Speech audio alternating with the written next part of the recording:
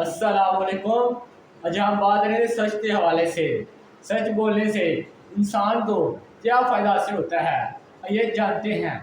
मेरे और आप सबके प्यारे नबी और अल्लाह के महबूब हज़रत मोहम्मद मुस्तफ़ा सल्लल्लाहु अलैहि वसल्लम ने फरमाया, बिलाशुबा सच इंसान को नेकी की तरफ ले जाता है और नेकी जन्नत की तरफ ले जाती है।